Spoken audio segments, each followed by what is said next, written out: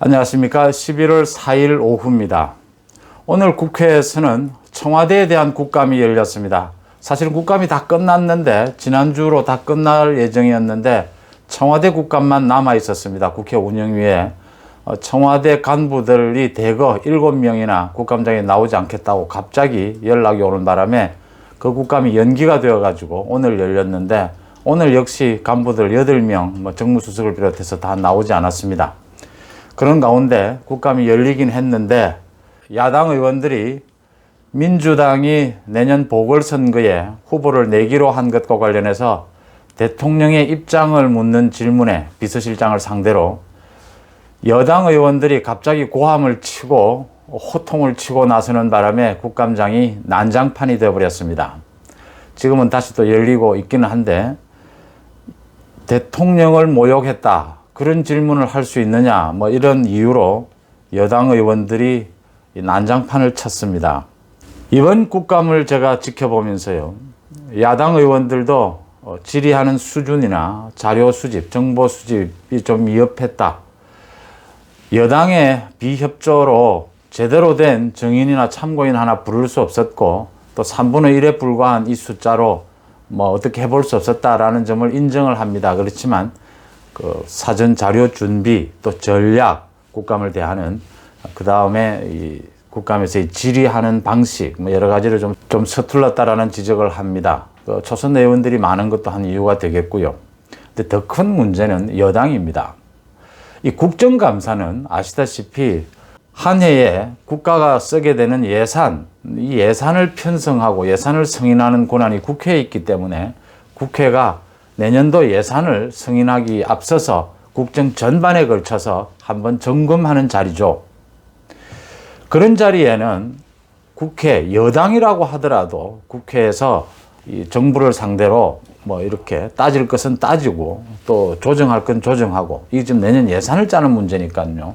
이런 태도가 가장 기본이고요. 또 견제하는 기본적인 기능이 있는 거고요. 또 야당 의원들의 질의를 막고 또 좀 정부를 비호해주는 이런 일이 필요하다 하더라도, 그럴 경우에는 야당에서 너무 정치적인 정쟁으로 가져가려 한다든지, 또는 근거 없는 얘기를 가지고 질문을 한다든지, 이럴 경우에 한해서 벌어지는 일들입니다.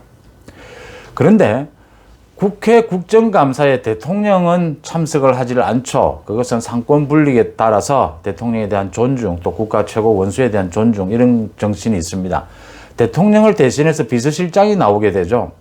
그 비서실장에게 대통령의 입장을 묻는 질문에 그게 질문 같은 질문이냐, 대통령을 모욕하느냐, 이런 식으로 호통을 치면서 국회를 난장판으로 만드는 민주당 의원들, 윤석열 총장에 대한 질문에서도 봤고요. 여러 가지로 보지만 지금 민주당 의원들의 수준은 제가 생각하기에는 한 20년 전, 우리 동물국회라고 소위 얘기하던, 또 정말 20년, 30년 전 수준으로 다시 되돌아가 버렸다, 이런 얘기입니다. 이런 분석도 가능합니다. 민주당이 예상외에 많은 의석을 차지하게 되면서 사실은 어중이 떠중이들이 지금 다 들어왔다. 예상외의 선거가 이기게 되면 이런 현상들이 거의 발생을 합니다. 어중이 떠중이 같은 수준들이 다 모이게 되고요. 두 번째, 민주당의 지금 여권의 태도가, 청와대나 당 지도부가 뭐든지 결정하면 민주당 의원들은 그대로 거기에 따르는 거수기, 행동대원에 불과합니다. 이런 체제로 지금 시스템, 리더십을 만들어 놓았죠. 이러다 보니까 별 생각 없이 위에 오더만 내려오면 자기들은 무조건 조국도 비호하고 추미애도 비호하고, 비호하는 건 좋습니다. 근데 이 합리적으로 앞뒤가 맞게 비호를 해야 되는데 얼토당토하는 얘기들, 행동들이 나오게 되는 겁니다. 참 수준이 그럴 수밖에 없다, 이런 거고요. 청와대에 대한 국감이 이렇게 늦게 된 것도 7명, 8명씩 간부들이 불참하겠다고 갑자기 통보해 와서, 이런 것도 정말 야당을 노골적으로 무시하는 거죠. 오늘 오전에 국감에서요, 국민의힘의 김정재 의원이 질문이 이랬습니다. 이게 한번 들어보시면 이게 못할 질문인지 한번 생각을 해볼 대목입니다. 문재인 대통령이 지난 2015년 당대표 시절에 혁신안을 굉장히 자랑을 했다. 책임 있는 정당은 자기들의 규책 사유가 있을 경우에 보궐선거 후보를 내서는 안 된다라고 얘기하면서 이런 혁신안에 자기 대표직까지 걸면서 통과를 시켰죠. 그러면서 노영민 비서실장에게 그런 혁신안이 이낙연 대표에 의해서 하루아침에 폐기가 됐는데 대통령은 침묵하고 있다. 그래서 입진보라는 비아냥이 나온다. 입진보, 입으로만 떠드는 진보. 후보를 내는 게 맞다고 생각하느냐 이렇게 대통령을 대신한 비서실장에게 물은 겁니다. 그러자 비서실장이 대답도 하기 전에 민주당 의원들이 집단으로 자리에서 일어나서 고함을 지릅니다. 지금 뭐 민주당을 감사하는 거냐? 아니죠. 지금 대통령의 입장을 묻는 겁니다. 질문 같은 질문을 하라. 이런 질문도 못합니까? 왜 정당 감사를 하느냐? 이게 정당 감사입니까? 대통령에 대한 입장을 묻는 거잖아요. 집권 여당의 대표를 지내고 지금 대통령이 된 분. 고성이 쏟아지면서 난장판이 됐습니다. 민주당 원내대표인 김태년, 여당의 원내대표가 운영위원장을 맡게 되죠. 김태년 운영위원장이 나서서 이 질의 중에 가급적 방해행위를 하지 마라. 자기 당 소속 의원들을 주저앉혔습니다. 피감기관에서 답을 하려고 하는데 왜 이렇게 나서서 난장판을 만드느냐. 그래서 또 좀 정리가 돼서 다시 국감이 진행이 됐습니다. 노영민 비서실장은 대통령은 정당 내부 활동이나 선거 관련 사안에 대해서는 입장을 밝힌 적이 없다라는 답변으로 대신해 갔습니다. 노영민 실장은 정쟁화된 부분에 대해 가급적 입장을 밝히지 않으려 한다 이렇게 얘기를 했습니다. 이게 정쟁화된 겁니까? 이거 지금 대통령이 과거 당대표 시절에 자기가 만든 그 당헌이 고쳐지는 부분에 대한 입장을 밝히라는 그 부분은 정쟁이 아니죠. 그러자 김정재 의원이 또 의지만 있으면 못할 말이 없는데 대통령이 또 선택적 침묵을 한다라고 지적을 했습니다. 그러자 또 민주당에서 나섰습니다. 문정복 민주당 의원이 모욕적이라고 말을 했습니다. 이게 대통령에 대한 모욕이다. 대통령이 선택적 침묵을 하고 있는 게 아니냐 이 말에 대해서 대통령에 대한 모욕이라고 반박을 했습니다.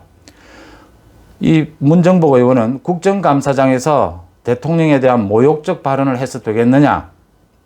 선택적 침묵 이런 얘기 해도 되느냐? 대통령을 욕보이는 게 국회의원으로 맞는 거냐? 이렇게 호통을 쳤습니다. 왜 대통령이 선택적 침묵을 하느냐 이런 질문을 하는데 이렇게 민주당 의원이 발끈할까요? 이유는 며칠 전에 조국이 윤석열과 일선 검사들을 공격하면서 선택적 반발이라는 말을 썼죠. 요즘 보면요, 민주당 의원들은 조국에게 개인 교수를 받는 건지 조국이 뭐 한마디를 하면 거기에 따라서 행동하는 게 일사불란해요. 그 선택적이라는 표현을 썼으니까 더 과격해진 겁니다. 대통령이 왜 선택적 침묵을 하느냐 이렇게 묻는 건 별 문제가 없지 않습니까? 그런데 이걸 대통령을 모욕했다고 하고 대통령 모욕하는 게 국회의원으로 자격이 맞느냐 이럽니다. 모욕해서는 안 되죠. 근데 대통령께 질문하라고 있는 자리가 국감장입니다. 그 질문에 답변하기 위해서 나와 있는 게 대통령을 대신해서 비서실장이고요.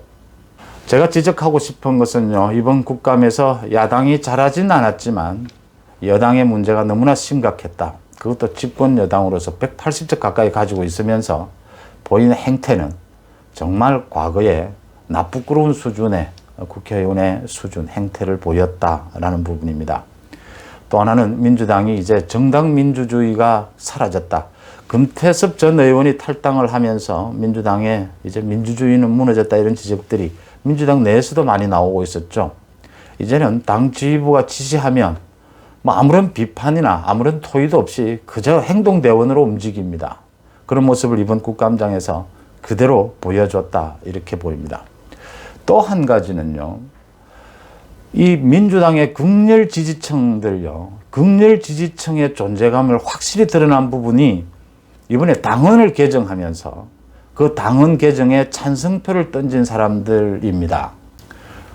전체 권리당원 80만 명 가운데 이번에 투표를 참석을 해서 찬성표를 던진 사람은 20만 명이 채 안 됩니다.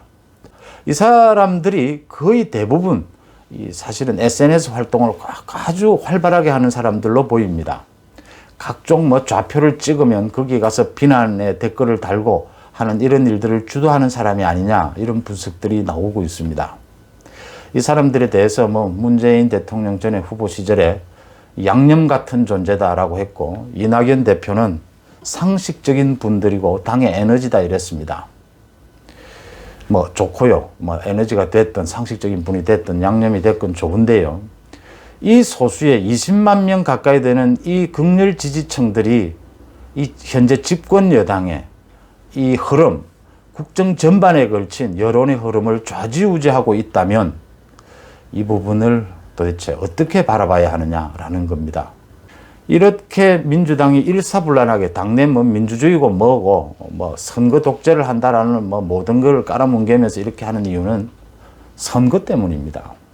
이렇게 일사불란한 체제가 선거에 도움이 된다고 판단하고 있기 때문입니다.